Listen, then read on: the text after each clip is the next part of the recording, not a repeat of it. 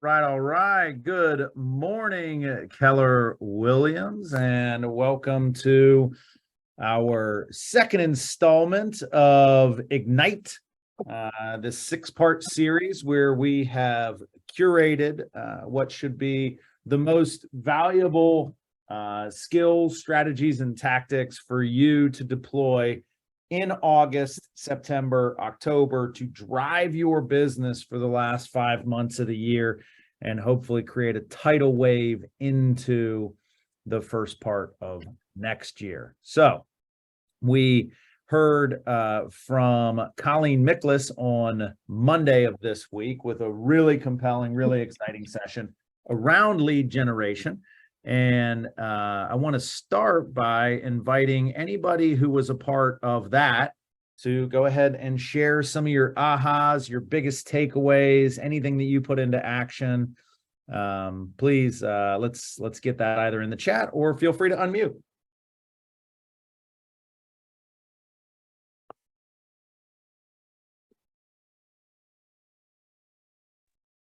What I got from Colleen's, one of her my key takeaway was, even though of course we're agents, but we have our time too. So like make sure your clients respect your time was one of the main takeaways that I got.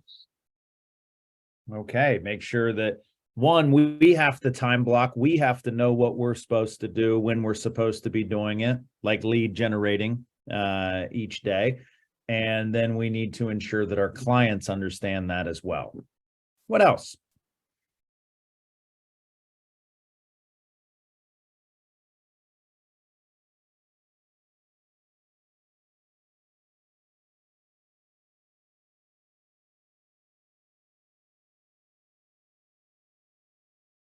I was on the call. I know it was good. The usage of scripts. Nika, tell me more about that.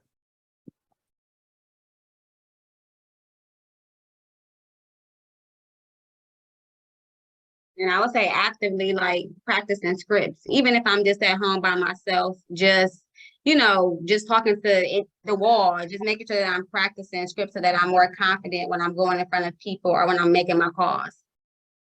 So I actually am better in front of people than I am on the phone with someone. It's a lot of stuttering going on and not knowing what to say. And for someone who usually is okay talking in front of people, it's a little weird. And so I don't like being on the phone. So with the scripts, it helps me to know what to say without that stutter moment, and then the retort back, gives you, some insight. Like it's a guide to make the conversation continue going instead of being stuck with what to say. Yeah, I think, scripts are so powerful. And that's a great takeaway, both for the people who are not comfortable. I don't know what to say. Cool. Here's what to say. Or for, you, Nika, are great in front of face-to-face, person-to-person. And because you can read your audience and you can read body language and you feel comfortable and it's not awkward, versus sometimes when you're on the phone, I know I can get this way, believe it or not. I will overtalk, right? You start saying, right? And the beautiful thing about scripts for me is you just say what the script says and then stop. Yeah. Right, exactly. It's great. I like it.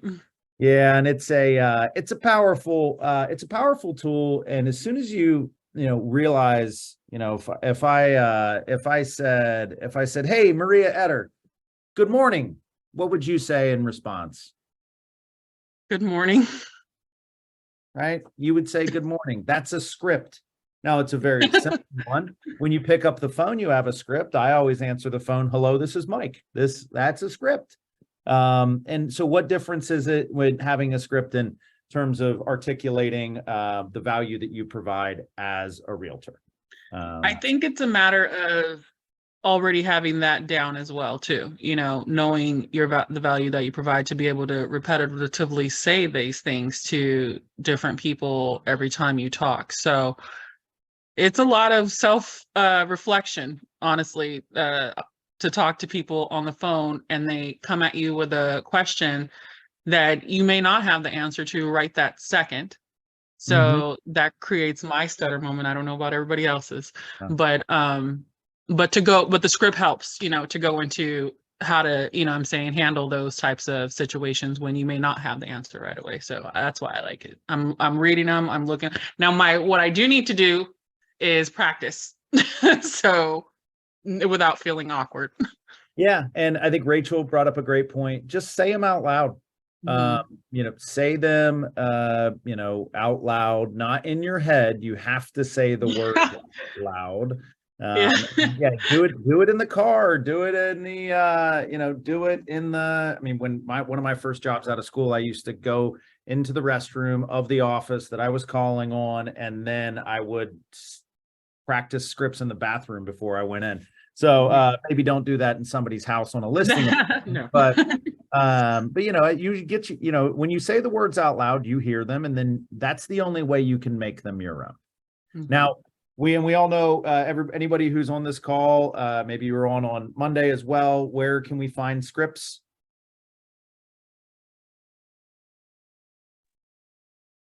297 agent. Yeah. 297 The leverage center. agent.com. Yes, you can find access to scripts, to forms, to our training videos, everything under the sun that we have available as a company. You can access it on the fly. So make that. I always recommend just make that your homepage, because typically when you're going to solve a problem and you hop on and you open up your web browser, and you're going to be right at the place where you're most likely to get the solution. But all right, well, thank you all for sharing some of that, some great takeaways. Anyone who's in a position to, just because I do tend to spend a lot of my time talking to Zoom squares with people's names instead of their faces. If you're in a position like Vanessa, thank you so much, Vanessa. She just turned on her camera. We love that. And so if you're in a position to do that, please do that so we can see your smiling face. It makes it easier for me to talk to people's faces, not necessarily just their names. So today, we are going to follow up our awesome lead generation session with a session on lead follow-up, and more specifically, keeping every lead. And so we're going to walk through that process from lead generation to lead follow-up. There's a few things that we're going to hit on today: keeping every lead and following up on leads. Okay. So I'm going to take you through what exactly does it mean to do lead follow-up. There is, for most of us, there are three phases of a lead, or excuse me, of a real estate transaction. There is the lead generation part, which some of us are really good at. We're super comfortable talking to strangers or calling up our friends or being really social at an event and getting some activity generated.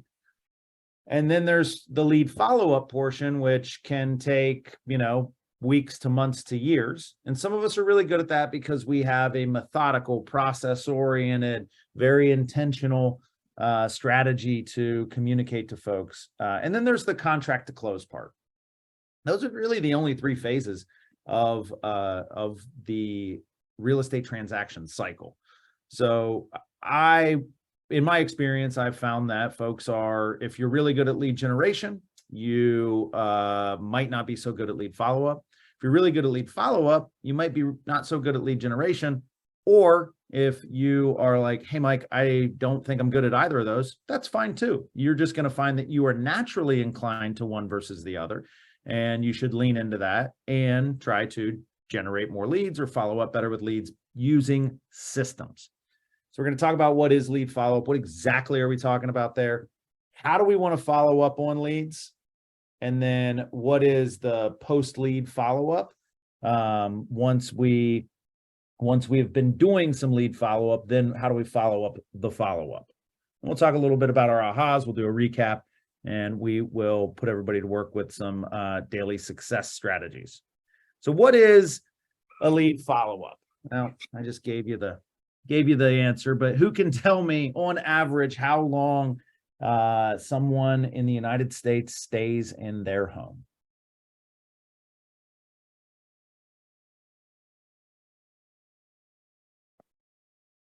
You can unmute, guess, put something in the chat. How long does the average person live in their home? 7 Like years. 5 years. 7 to 10 years. Look at that. You guys nailed it. And so when we think about lead follow-up, this is like the maximum timeline you could think about following up with a lead. Let's think about this.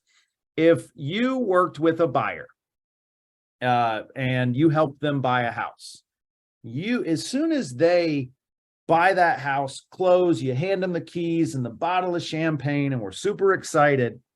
The follow-up process is going to begin to cultivate and protect a relationship that will have you be the listing agent when they're ready to sell. And the challenge that we have, if you're looking at the screen right now, the likelihood of a move is also, then on the y-axis, that is also the value of that consumer in real-time money, right? If somebody's going to buy a house in 10 years, they're going to have 10 years of appreciation. And by that time, it's probably going to be, I don't know, a $7,500 commission here in Northeast Ohio versus a $5,000 commission. Now, if I told you you could make $7,500 selling someone's house in 10 years, you would say, that's awesome. Who can I help sell a house to right now? Right? Because the value of that individual in your database increases in real-time money based on their likelihood of a move. The problem is that we will never build a strong, repeatable, scalable business if we're only finding the people who want to move right now. I want to be really clear about this. We talked about lead generation. We're going to talk about lead follow-up, and it is lead, not deal. It has all the same letters. Leads lead to deals, but a lot of time when we start lead generating, we are trying to deal generate. We are trying to find the person who wants to buy or sell now. And you will ultimately find those folks. Keep in mind, every single person that you interact with at some point in the next decade will need to buy, sell, or invest in real estate just based on the law of averages.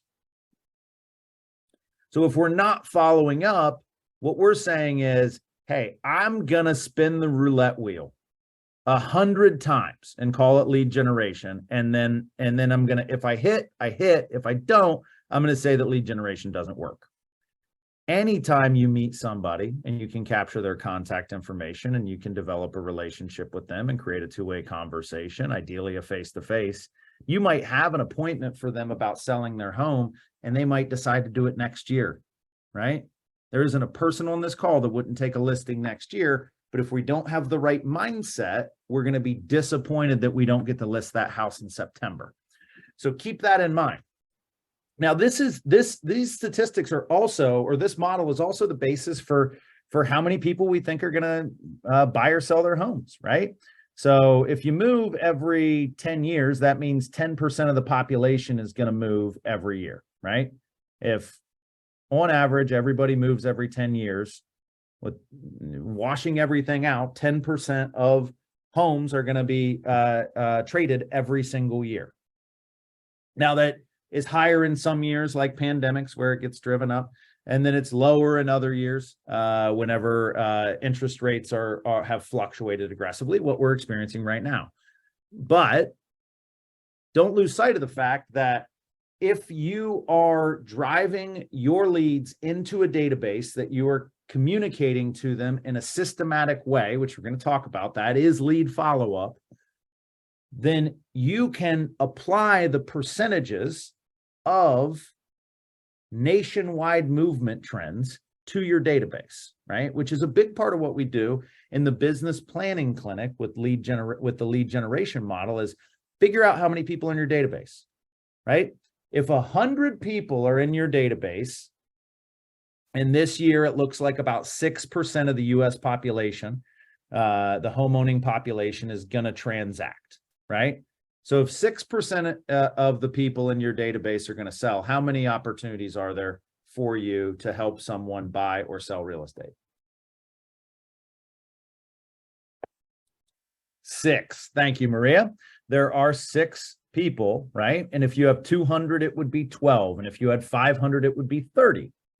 And it is not a matter of, I need to lead generate for 30 deals. Lead follow-up puts us in a position where we need to lead generate for 500 names that we can then apply a system to, such that whenever they decide that they want to buy, sell, or invest in real estate, and that invest piece is a great way to activate a database. We'll talk about that later. When they want to buy, sell, or invest, you're top of mind, right? You are one of the top 2 people they think about when they think about real estate. Oh shoot, I just lost my next point. Let me check my notes here. Oh, I know what it was. Here's another issue with trying to deal generate instead of lead generate, or deal follow up instead of lead follow up. Who decides when somebody moves?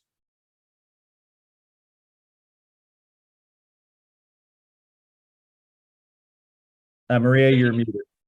The seller does when they want to move. Mm-hmm.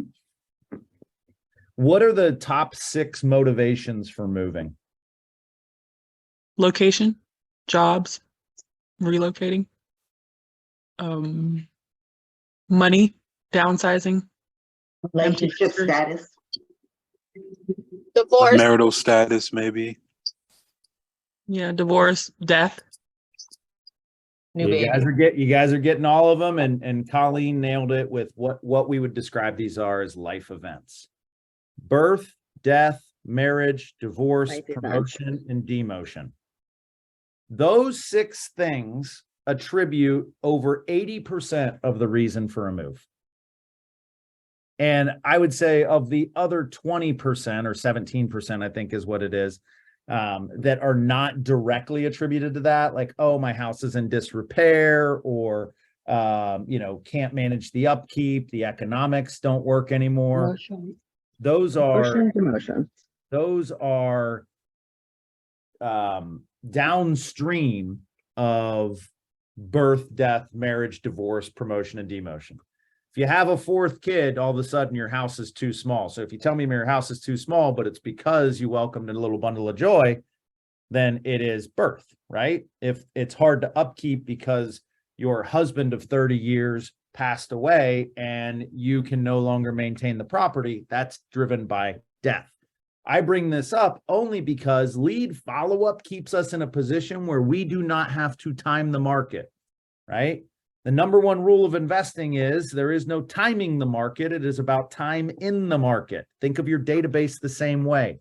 There is no timing your database and say, well, I'm not gonna call India because she bought 3 years ago. Statistically speaking, she has another 5 years until she'll even think about it.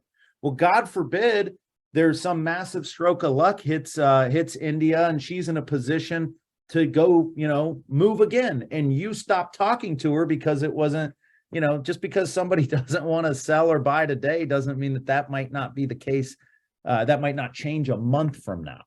And so this keeps us in the game with every single lead. Lead follow-up is what keeps us in the conversation with every opportunity. So I'm going to give you those 6 things again: birth, death, marriage, divorce, promotion, and demotion. Just as a quick aside, I will also tell you that is why you should be Facebook friends and LinkedIn friends with everybody in your database, for better or for worse. We share a lot as in our society these days. And if somebody shares that they recently were struck with tragedy or some great fortune, These are relevant things to your ability to help them. And whether you can help them, through a hard time or to optimize against a good time. But what this model of lead follow-up moves through is 3 different types of business. Everybody that that is not going to sleep under an overpass tonight, right? A renter, a homeowner, somebody that lives in their parents' basement. These are individuals that are possible business. And if we want to just cast broad and wide nets and hope that somebody, when they think of real estate, thinks of us because we told them one time 6 months ago that we were licensed, then they're going to remain possible business. Or if we want to lead generate with the roulette wheel, that's going to be possible business. When we follow up in a systematic way, which we're going to go through here in a moment, we follow up in a systematic way, those individuals become probable business. Probable business. And then when we deliver on our value proposition, when we deliver on being a strong fiduciary, who's a local market expert, who can do the research, and even if, Nika, you don't know the answer to every question, I promise you, even if you just took the people on this call, you could get the answer to any question you wanted to within a day. And just, keep that in mind whenever somebody stumps you or you're trying to convert business and you don't know what to do next. That's no big deal. You don't have to know every step of the journey. You just have to know the next one. And if you don't know the next one, just ask. Just ask. There's nothing that we love more as a company than helping people figure it out. And so if you ever need help with that, do it. But that's what takes probable business to profitable business, meaning your closing business. If we are not lead follow-upping, if we're not following up on our leads, then we're just dwelling in this possible business, right? And I love Emily Dickinson as much as the next person. As she famously said, I dwell in possibility. But I would much, much rather, and the left side of my brain would much rather dwell in probabilities. And so I know that statistically speaking, if I have a good follow-up plan, and if I'm communicating consistently into my database as for lead follow-up, that I should be converting anywhere from 3 to 6% of my database into sales on an annualized basis.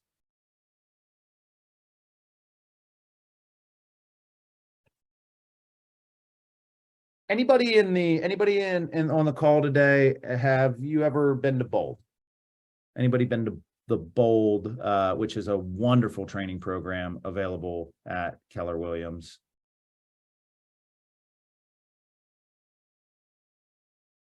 All right, well, that'll be coming down the pike, probably first or second quarter of next year. Looks like a few folks have. So that'll be coming. There's a great exercise there that really illuminates this point from the Millionaire Real Estate Agent. And if you don't have a copy of it, email Kate at the front desk or Kelly in Rocky River and ask them to set aside a copy for you. We'll add it to your invoice.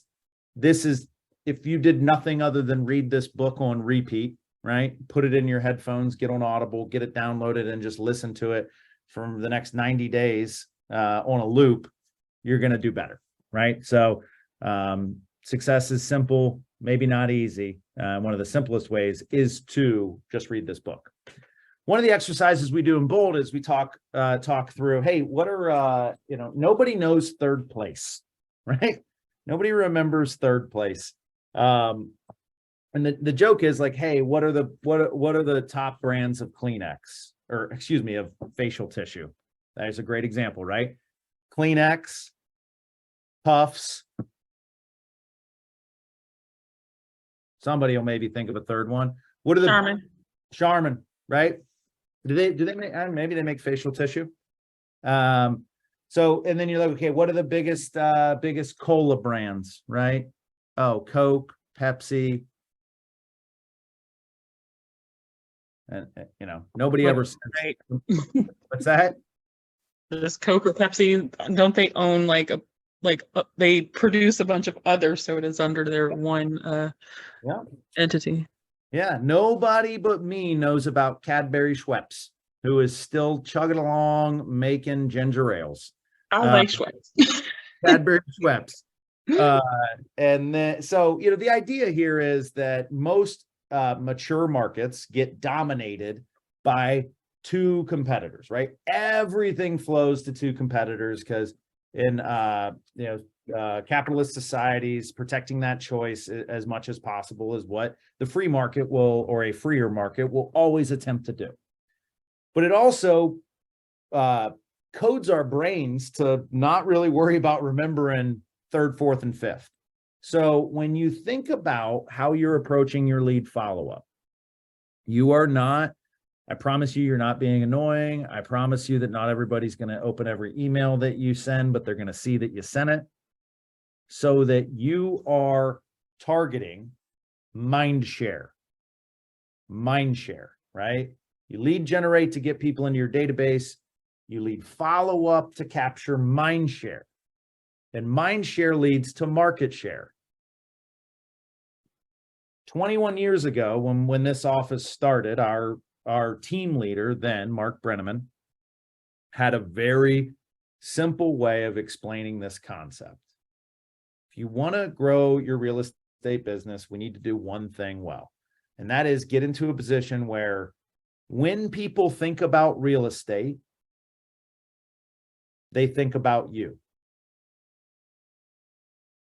If I see something happening with interest rates and mortgage rates, or I see the latest, sky is falling headline on cleveland.com about housing or affordability or whatever, or I get an email that, is I'm getting transferred, right? I'm immediately going to think about real estate. Your only goal is to have your people in your database think about you. If that happens, you've got the game won. So as you approach this concept of lead follow-up, and there are going to be things that you're not comfortable doing here that we're going to ask you to do, remember that's what you're going for. Hey, Mike, I sent out postcards and birthday cards, and I did a newsletter, and I did a drip campaign, and I did all of that for 60 days, and no one bought a house with me. Yeah. But guess what? I bet all of those folks know that you're in real estate. And I bet that when the time comes that they have a real estate need, or someone else they know has a real estate need, you're going to get a crack at it. Over 50% of buyers and sellers in 2022, over 50% of buyers and sellers in 2022 found their realtor through referral from a friend, a family member, or a former colleague. Right? So half the business that is being done because of mindshare.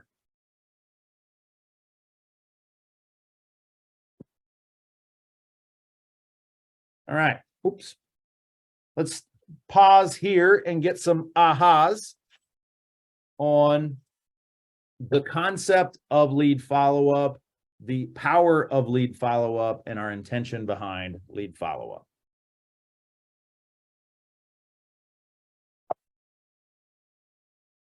Three ahas before I move on. Time in the market is better than time in the market. The basis like your database. So don't try to time the database. Just spend time. I have a note. Spend time with your database. Art, you've been in the business a while. You do some.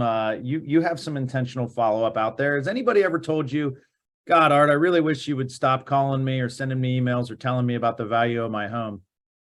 No. Yeah. If one person did, it would be an anomaly, and you'd just move on, right? At that point, it's not about you, it's about them. Right. Yeah. Thank you for that, Art. Who else would like to share one? If you think about just keeping in touch with your database and gaining control of their mind share, it makes it seem so much easier than, oh my gosh, I got to find business. Oh my gosh, I got to sell a house. just being present in their life makes it seem so much easier. Mm-hmm. Mm-hmm. That's I thought that is was a awesome. fantastic takeaway. It's a big mindset shift. When the opportunity presents itself, Sarita, you'll take advantage of it, right? But when we force it, Yeah, you put that energy out in the universe, the people on the other end of the phone can hear it. absolutely. You know? One more. Thank you very much, Serena. Absolutely. Mike, I liked what you said about deal generating versus lead generating. I never thought about the difference and the difference of a mindset and the outcome that can produce. Yeah, it's I mean, there are billion-dollar companies built on the idea that we would prefer to find deals versus find leads, right? That's what Zillow is. That's Zillow's entire algorithm is built around trying to time the market based on the way people behave on the internet to sell you a lead closer to the peak. And they will charge you Yeah, more. and when you're all you're looking for is a deal right now, you're going to be disappointed all the time with your lead generating. Wow. That is a great takeaway. If all you are looking for is a deal, you will always be disappointed with lead generating and lead follow-up. You might as well play scratchers, right? Go take $100, buy a bunch of scratch off tickets. That's awesome. I'm in. I love that. I love that. This is a long game. Yeah. Yeah. And Great. sometimes you get a surprise pick. Yeah. All right. Something that Oh, go ahead. oh no, I was just going to add something that I have success with, like in the business world, is just keeping notes. So anytime you're talking to a lead, if it's in person over the phone, keep personal notes. You know, if they have children and they say, you know, we're not looking to move now, but when Susie graduates high school in 2 years, 3 years, however long it is, make a note of that, put it in the database, set a reminder. Like Mike said, connect with them on socials, you know, Facebook, Twitter, LinkedIn, whatever it may be. And, you know, just set reminders for yourselves. That way there, when you do the lead follow-up, you actually have those personalized notes about them, and it makes them feel heard and like you value them, and it, you know, helps kind of create a bond. Anyway, I just wanted to add that in. No, it's a brilliant one. You bring up, you know, it's a great one. Like, you know, if somebody announces a pregnancy, they got about 6 months until they are gonna have, you know, their whole lives taken over and probably a big portion of their house by a new tenant, right? Or on the other side, when somebody's youngest is graduating from high school, they may find themselves with much more house than they ever knew that they had. And those are the life events that we're talking about. And yeah, if somebody says like, well, you know, you know, me and the missus are trying to figure out what we're going to do once Susie's out of school. And it's just like, okay, you know, like, cool. I'm going to just drip on this guy for a couple more years. I'm going to call him every 90 days just to catch up. And, you know, as interest rates move, maybe there's a refinance opportunity I can serve him up with, whatever. But I know that some point in the next 4 or 5 years, he's probably thinking about shrinking based on you know, getting the kids out of the house. So those things are, you know, that's where you really can it can be fun, and it almost becomes automatic, right? And this is a great dovetail into, or segue into, how to follow up on a lead. Like, how do you actually do it? Like, great, Mike. Well, Ryan DeLuca, who you guys have probably seen on the training calendar, he always emphasizes he spends an hour or 90 minutes doing lead generation, and then an hour, 90 minutes doing lead follow-up, which is, hey, half the, you know, and it's just half the time that he blocks for quote unquote lead generation. He is talking to people he doesn't know.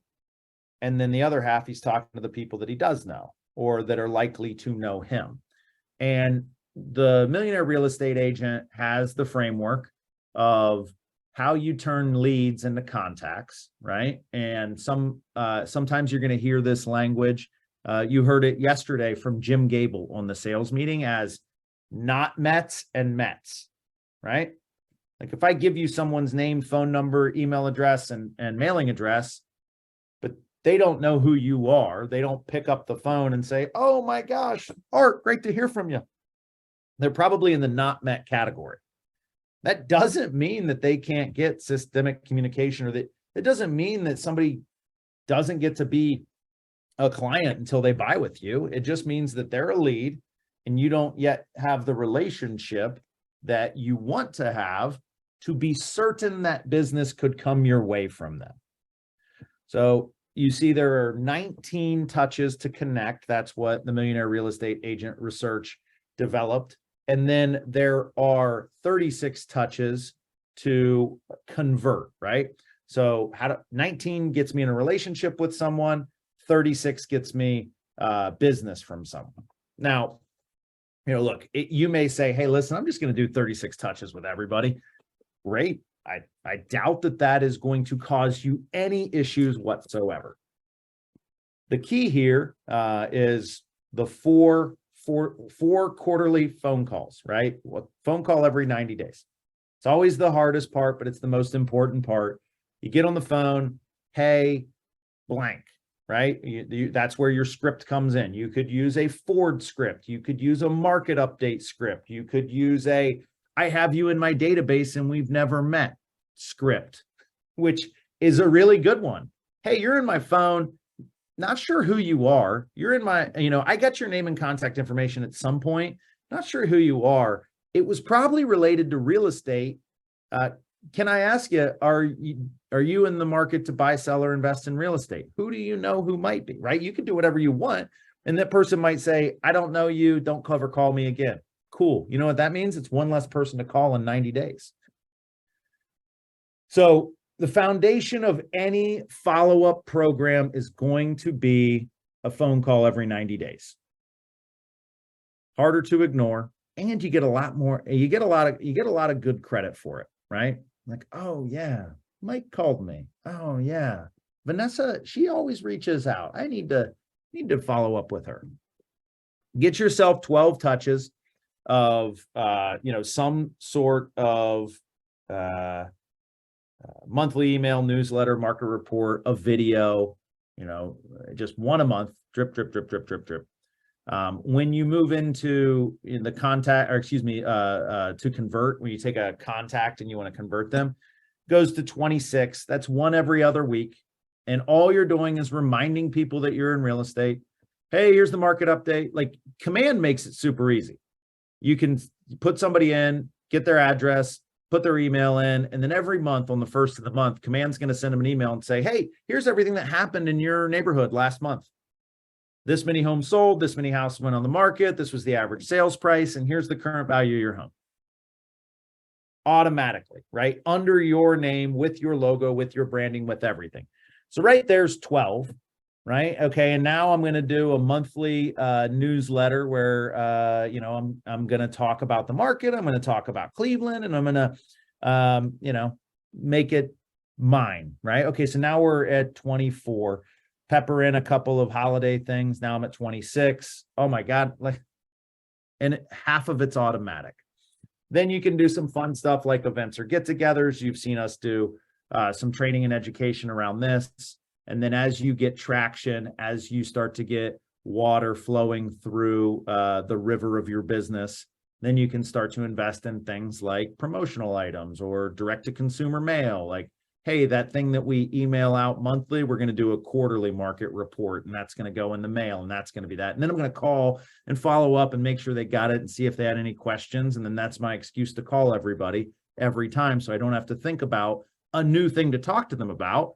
After I send it out, I call them and I say, hey, did you get it? What did you think? What questions do you have? What was the one thing that surprised you the most? And then they tell you what they're interested in from a real estate standpoint, which again, if you're not talking about investing to your database,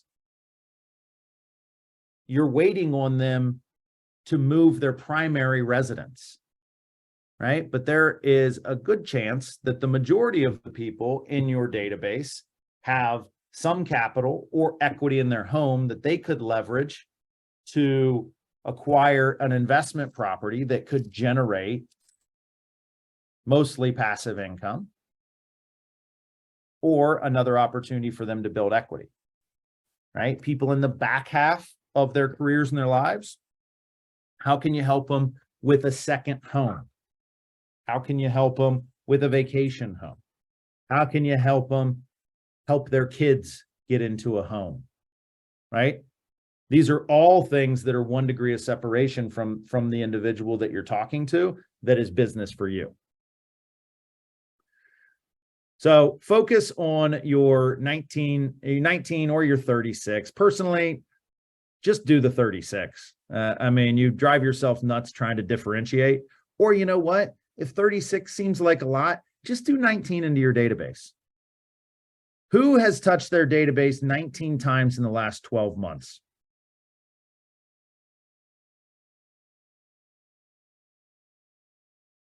Yeah.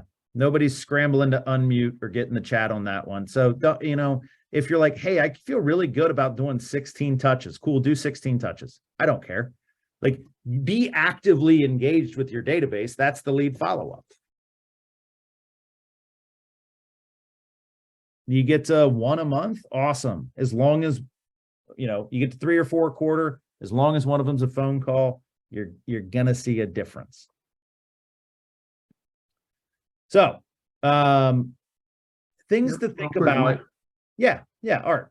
I created this a text I like text a video to everybody my contacts, just texting like Happy Memorial Day or a video about the market, a little YouTube short, and get a phone call, follow up with them. No, get a text, and I just follow up with the guy, talk to him. Oh, my girlfriend's mother wants to sell her house, and it's going to go on the market. I mean, of course, over the last few months, it's going to go on the market tomorrow, 275 in South Euclid. Just with a text. Just with a text. And Yep. and how many people did you send that text out to? Well, I sent it out to over 1,000 people, but it was just sending a text to Reach app, Yeah. you know. So Did anybody respond and say, how dare you? there were some people who didn't that I didn't know as well, and they just wanted. So I just removed them from my contacts. But overwhelming majority, of course not.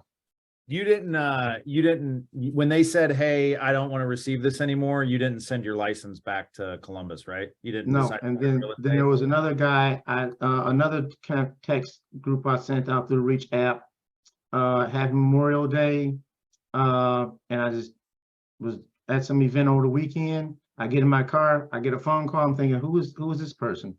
Come to find out, I sent them a text, and we just sold his house in Richmond Heights, well, just last week. Mm-hmm. So he said he was pre-approved, didn't have the realtor was giving him a hard time, so he just switched realtors, and we sold him a house.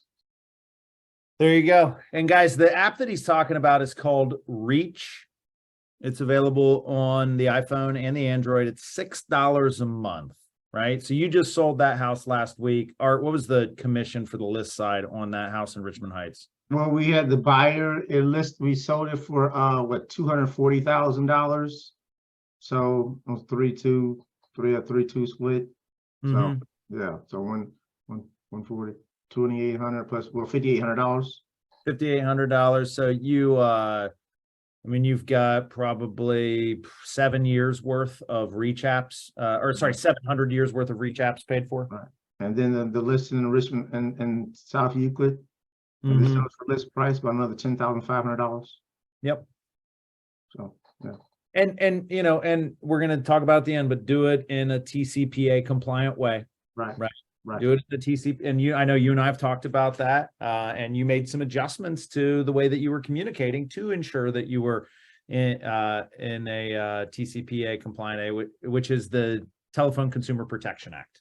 So great examples of easy touches that you can do in bulk and make feel special.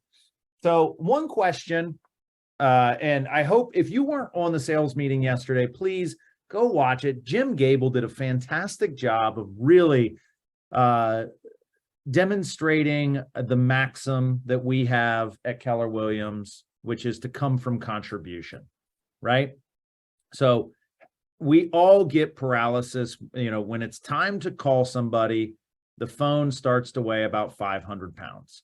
Even if it's somebody we know, even if it's somebody that likes us, even if it's somebody that said, hey, give me a call, right? So we have to ask ourselves a few questions to make sure that we're bringing the right things to the table. And so here's just 5 questions that you can ask yourself. One, to frame lead follow-up in a positive way. 2, to help you understand that, like, you can call and help people, and that's lead follow-up. So what are my strengths when working with people? How can I adapt that into my touch system, right? So, hey, Nika, you're really good in person and you don't feel comfortable on the phone. You're going to get better on the phone. We got to do that. But maybe one of your things is you're going to do more small group events, right? Maybe you want to do first-time home buyer seminars, first-time home seller seminars. Maybe you're going to, figure out all the events that are taking place in the community over the next 4 months, and Nika Graham's going to be at every one of them, and you're going to invite your database to come see you there, because then you're in person and you can chat it up a little bit and it's more casual and we can build the relationship in a different way. Great. What are some reasons that I might have for contacting a lead, right? Oh, Art might be able to pull everybody in his database, if it's set up appropriately and tagged appropriately, that he just sold a house for $275,000 in South Euclid. Hey, look at what I did for everybody in South Euclid, right? Or if he knows that, hey, Mr. or Mrs. Person in his database has family in South Euclid and they would love to get into South Euclid, and they would, and he might say, hey, listen, this just came. Hey, I got this listing coming from South Euclid. Maybe you guys would be interested, right? So there's a lot of things that you could bring to people specifically. How am I using this conversation to let the person know that I'm in real estate, how to contact me, and how to refer me business? For a lot of our newer agents on the call, like this is a big one, right? One of the scripts that is on 297agent.com and is going to be a really powerful script for lead follow-up and standard database communication is the Ford script, F-O-R-D, which is where we ask the individual on the other end of the line about their family, their occupation, recreation, what are you doing for fun, and dreams, what do you got planned for, anything big coming up, right? So it'd be, hey, hey, Brian, how's the family? And Brian would say, oh, family's great, blah, blah, blah, right? Whatever people with families say. And then the next question, the O, is occupation. Now, Brian, if I said to you, hey, man, how's work going? What would you say?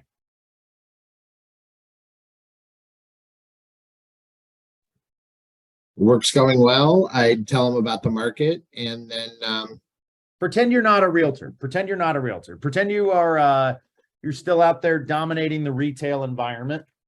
okay, Right? I tell them work's going really well, and then I turn around and ask them how their work's going. Why would you ask me about how work's going for me if I just asked you? Because I want to be interested too. Yeah, because you're a well-functioning adult who knows how to reciprocate in conversation. So when you ask people, and guys, this is very simple. If you want to tell somebody something, ask them about it. Hey, how's work going? It's going great. We're busier than hell. La, la, la, la, la. How are things going for you? To which I would say, if I were a newer agent, or if I was a newer agent, I would say, actually, it's great. I don't know if I told you. I don't know if you saw. I actually started a career in real estate. Oh, career in real estate. What led you to that? Well, I was really interested in freedom and flexibility and the financial upside. And there's just this really compelling leader with great hair and a brilliant smile that I thought, I got to get in this industry because of that guy. And it said no one ever. But what you get a chance to do is talk about real estate.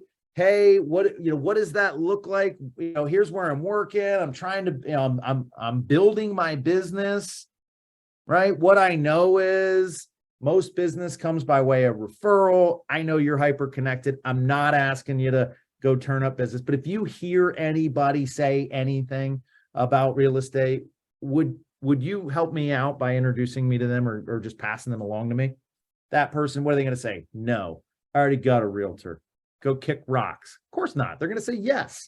And then when you talk to them the next time, you're going to say the same damn thing. And it's going to work because it's always worked, because it's the way that real estate businesses have been built since the late 1800s. Whew. Sorry, I get really excited about the Ford script because it's like mental judo. If you want to comfortably tell somebody about something, you just ask them about it for themselves and they'll reciprocate. You want to brag about you want to brag about some awards that you won? You just ask people, hey, you win any awards lately? No, did you? As a matter of fact, I did. So that's a great one. When's best for you to lead time block for lead generation, lead follow-up? Dual career agents, find the time, maybe it's in the evenings, maybe it's on your lunch break, right? Maybe you can do 30 minutes of each on your lunch break, or maybe you get 30 minutes on the commute to the car to lead generate, or commute to work to lead generate, and 30 minutes on the commute home to lead follow-up. That's fine, right? Find the time, block it off. And then how much time should it take to reach out to a lead? What am I going to hold myself accountable to? And this is really about like, hey, you get an inbound lead, or you talk to somebody once and they're like, yeah, this sounds good. I want to move forward. What are the next 3 steps that you do with them? Excuse me. So here's some examples of some of the touches. Calls, texts, and face-to-face conversations don't cost you anything. I saw somebody had put in the chat as an aha, Colleen recommended sending birthday cards, right? Few and far between are the people that do this. So when somebody gets a birthday card in the mail from you, it will be special because it may be the only one that they get. Market reports, you can generate pretty easily in a templated format through KW Command. Do an informational video, couple informative emails. If you don't know what to talk about, Google a couple of hot topics in real estate, have GPT write it for you and pound it out. I promise the needling of the content, like making sure that every decimal is accurate, is less important than getting it in somebody's inbox, right? I'm not telling you to make information up. I'm not telling you to lie. I'm not telling you to take what you do seriously from a market standpoint. I'm also saying that if you are spending more time building that informative email, right, then you are following up and making phone calls with people about whether or not they got that email, and if they had any questions, you're doing it wrong. If you don't think that people have a good awareness as to when the Browns will be playing this year, go ahead and make promotional calendars, organize something in your neighborhood, right? Give where you live and put yourself out there as a person that is investing in the community. 3 things when you're building out, what am I going to talk about? When am I going to talk about it? How am I going to do this in a systematic way? 1, your value proposition, right? Think of everything that you do as a realtor, you would do. Oh, I sit inspections. I help with the inspection process. I manage the contract. I help you find the perfect home. I help you secure financing. All those things are your value proposition. And before you tell me that every other realtor does the same thing, I mean, yeah, every restaurant sells food. That hasn't stopped there from being multiple restaurants, and I'll be damned if they all aren't advertising to me every chance they get, right? So you're no different. Yes, you help people find homes, you help people list homes, you take professional photography, you consult on price, you navigate the transaction, you recommend top partners for title and mortgage and all these other things. If you're assuming that they know that, you're losing the opportunity. So focus on your value proposition. And I promise you, one of the coolest things about real estate is the simple fact that there is not, no two realtors are alike because the two backgrounds aren't alike. There are some people who got into this when they were 18. There are some people who are doing this as a second or third career. There are people who come from finance, people who come from law, from retail, from medicine, from education, from anything under the sun, and become realtors. So who you have been in your previous life can be a part of your unique value proposition. If you are a teacher, and make no mistake, teachers make some of the best realtors that I've ever seen. It's because you understand how to build a lesson plan and take people from point A to point B to point C to point D and get them to graduate into home ownership or into a larger piece of equity or whatever it is, right? If you have a background in retail or sales, you know what your value proposition is. Hey, we're going to go on a journey together, and I'm going to make sure that you are excited and comfortable with every step of the way, right? If you were in healthcare, you know about diagnosis and process and procedure and prescription, right? So don't take for granted that everything that you've done in your life thus far is your unique value proposition to do everything that you want to do in real estate. Personal communication, very valuable. Home anniversary, birthday, wedding anniversary, kid's birthday, whatever it is, right? Wherever you're comfortable inserting yourself from a personal standpoint, do it. And then data. People don't really care to understand data. They don't want to know how that sausage is made. They just want to know that you understand it and you're helping them feel a little bit smarter. Because if they feel a little bit smarter, they feel a little bit more confident. If they feel a little bit more confident, they will make better decisions, or they will make the decision to work with you, which is, you would argue, the best decision they could make. Let's get some ahas.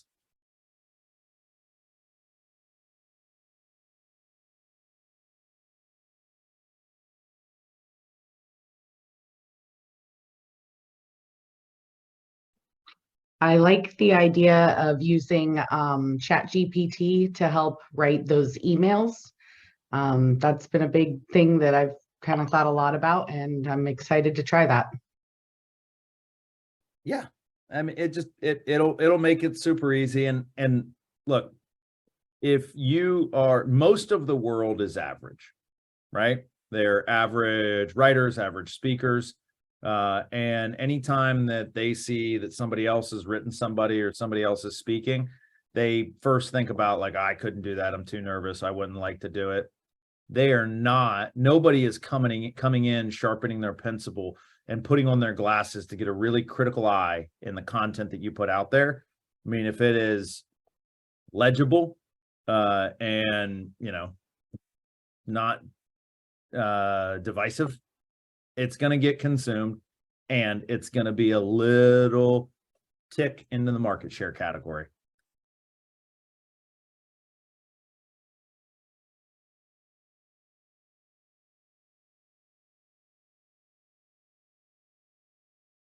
Give me two more ahas.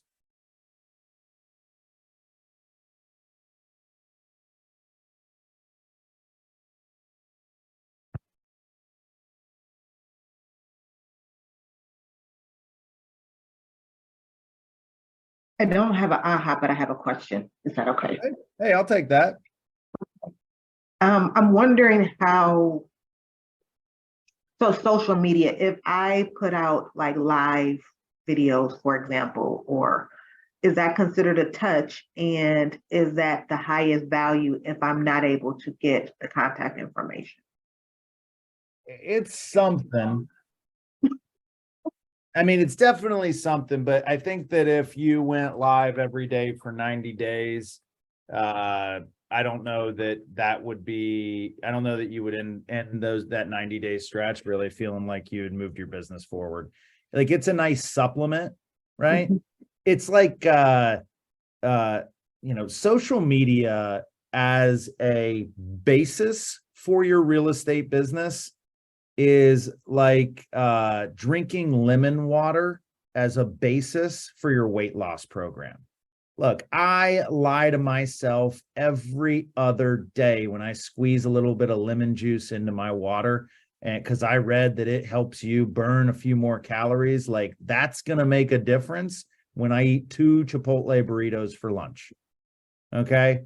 And so doing social media, like if I was a triathlete and I had 3% body fat, yeah, I'm probably dialed in enough where that lemon water is a difference maker. But I'm not. And most of us don't have the 4 phone calls a year and the 12 newsletters or drip emails per year that will allow that social media to activate it. Because what you want is you want that foundation of I'm hitting my macronutrients, I'm hitting my calls and my newsletters and my drips, so that when you go live, people are like, I know her, that's the real estate lady. So that's my aha. Pivot. Yeah. Yeah. Don't worry about I the do, Mike, if I can jump in real quick, because I try to go live every time I do an open house. And the reason that I do that is mostly kind of what you were saying with the touch, because when you go live, it lets every one of your friends know that you're going live. So I don't care if they even watch the video, but I'm hoping that they see my name and that helps reinstill Sam's a realtor, right? Sam's going live to Sunday. Yep. And so in the future, when they think realtor, they think me. Yep. Yeah, you get credit as a realtor when you do it, and you do a great job because your tags are, like viewing 123 Main Street, right? You like are putting real estate in the title or whatever of the lot, right? Yeah. I see him every week. And so like people they think real estate, they associate it with you and they move on. No different than somebody getting an email and then just archiving it. They still had to go through the activity of, seeing, understanding, recognizing, and then reacting to whatever it is you present them with. Exactly. Hey, Mike. Yeah. So recently I moved into a new neighborhood. So yesterday I walked 30 of the houses, and I had made up little seed packets with like flower, how to plant instructions. And then I put a little note that said, hey, I just bought the house on such and such over, this past few months. I just want to introduce myself and, that type of thing. And I had my card on it. So when I approached people, right away, I said, don't worry, I'm not trying to sell anything. And it kind of like diffused them. And then we got into a big conversation. One gentleman I met at his garage sale a couple of weeks ago, and he goes, oh yeah, you're the realtor. And I have a sign that I'm getting made that says your local real estate agent lives here, and I'm just going to put it by my flowers in the front yard. I have another 30 houses to walk tomorrow, but I'm trying to get my name out there as far as just kind of, I just would say like anything you need, just, give me a call. I wouldn't even really talk about real estate. I would mention that I'm also a real estate agent, but I would just say, yeah, if you ever need anything, just, stop down or give me a call. So it went over really well. Yeah, that's awesome. And it is, what a great example. I mean, I'll give you an embarrassing story. I've lived in my neighborhood for, it's a year now, but at the time it was about 6 or 7 months. And the house next to me went up for sale with a competitor. And I was just like, I mean, I'm sure we've all had this happen. And you're like, well, how upset can I be? I haven't really let anybody in the neighborhood know that I can help them with their real estate needs. Right. And I mean, shoot, most of our neighborhoods, there's 50 houses on my block on the walk to my coffee shop, right, where I go on Saturdays, that I could drop off flyers, I could door knock. The seed packet idea I love. And whether you've lived in that neighborhood for 30 minutes or 30 years, it doesn't hurt to tell people that, hey, if you ever need help, I can help you. And that is the message that is at the core of lead follow-up. I'm here to help when you need it.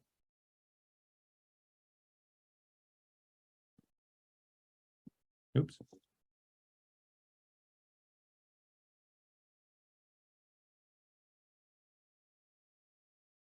And give me one more. Give me one more, and we're gonna I think we're gonna pack it out. Is that what we're doing?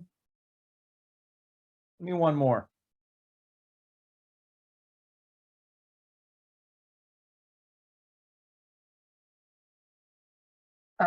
not to, I'm more into the marketing side of things. I just like doing fun things, but tomorrow is National Watermelon Day. So I have tags made with like my mascot and, you're one in a melon, and I'm delivering watermelons to about 20 of my top clients with the tag on it. And I have some fun summer, like koozies to put with it. Just that I'm thinking of them and, with the tag on it. So I'm just going to set it on their porches and then text them that I stopped by. It doesn't have to be boring. It doesn't have to be, it doesn't have to look and feel like work all the time. It can just be, hey, thought of you. I mean, that's a great text message. If you want to reactivate somebody you haven't talked to in a while, just, hey, randomly thought of you. Hope you're doing well. It's been a while since we caught up. When's a good time to give you a call? Right? Or, you're one in a melon. Love that. Stealing that, bringing watermelon to the office tomorrow. That's great. That's great. One last thing, and I'm going to switch my share here as we bring this to a close. I want to give a plug for the fact that, hey, we have KW Command, which is our end-to-end real estate platform that allows you to do everything from your CRM, your contacts, your database, drip campaigns, and everything under the sun related to your real estate business.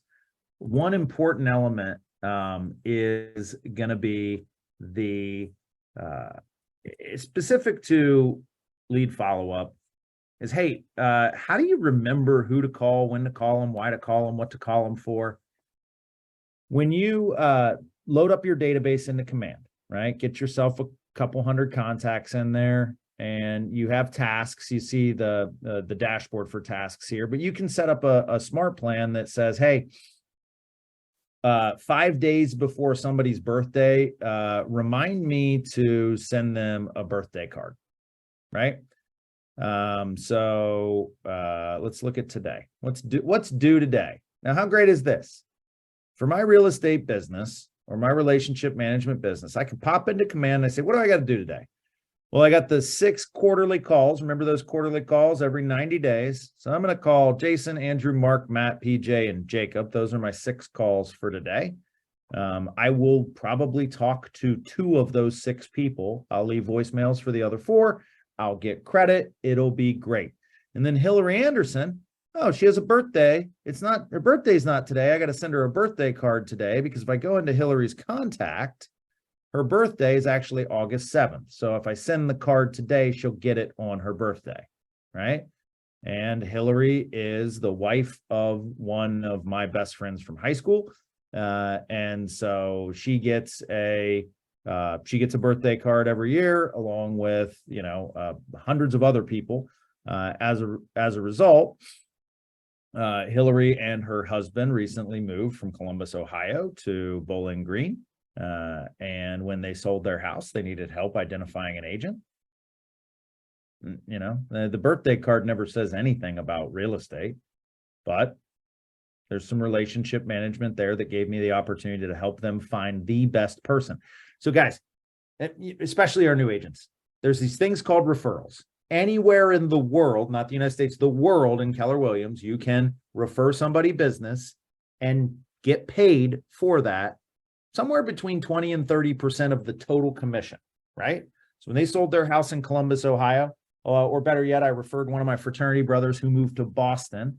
He bought a postage stamp sized house for $900,000, which was one of the larger commissions that I had ever got. And it was a referral fee, right? All because, why? When he thought of real estate, he thought of me, right? He lived in North Carolina and was moving to Boston, and he called the guy who lived in Cleveland to help him buy a house. What? Yeah, it's that simple. And that's why everybody should go in your database. We are not timing the market, and we are not going to put a bullseye on people that only live in Cleveland or live within driving distance or live wherever. You can help everyone. And if that is our message, how can I help And when you know you need help, I'm here to help. That's a win.